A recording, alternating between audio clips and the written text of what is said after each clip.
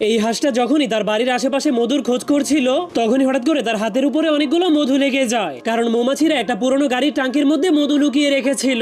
যা দেখার পর হাঁসটা অনেক খুশি হয়ে সেই সবগুলো মধুকে বয়মের মধ্যে ভরতে শুরু করে দেয়। কিন্তু তখনই সেই মৌমাছিটা আবারও মধু এনে ট্যাঙ্কির মধ্যে ভরতে শুরু করে, কিন্তু এবার সে মধুগুলোকে ভেতরে ঢালার পর কোনো শব্দ পাচ্ছিল না। এই জন্য সে ভেতরে উকি মেরে দেখার পর যখনই নলের মাধ্যমে নিচে চলে যায় তখন সে দেখতে পায় সেই শয়তান হাঁসটা তার সবগুলো মধুকে চুরি করে নিয়ে যাচ্ছে। এই জন্য সে অনেক রেগে যখনই তার শুয়ের মাধ্যমে হাঁসটাকে কামড় দেওয়ার জন্য যেতে শুরু করে তখনই হাঁসটা তাকে দেখার পর চালাকি করে তার পাছাটাকে ঢাকনা দিয়ে ঢেকে দেয়, যার কারণে মৌমাছিটা তার উপরে আরো বেশি রেগে যায়। এই জন্য সে প্রতিশোধ নেওয়ার জন্য তার শুয়ের মধ্যে অনেক বড় একটা ক্র্যাকডাসের কাঁটা লাগিয়ে দেয়। এরপর হাঁসটার দিকে আক্রমণ করে দিলেই হাঁসটা তাকে দেখে অনেক ভয় পেয়ে তার ঘরের দিকে পালাতে শুরু করে দেয়। কিন্তু তখন মৌমাছিটা এতটাই রেগে গিয়েছিল যে তার রাগ দেখে হাঁসটা অনেক ভয় পেয়ে সেই মধুগুলোকে আবারও সেই ট্যাঙ্কির মধ্যে ফিরিয়ে দেয়। যা দেখার পর মৌমাছিটার রাগ একদমই শান্ত হয়ে যায়। কিন্তু তখনই মৌমাছিটা দেখতে পায় সেই শয়তান হাঁসটা এখনো এক বোতল মধুকে তার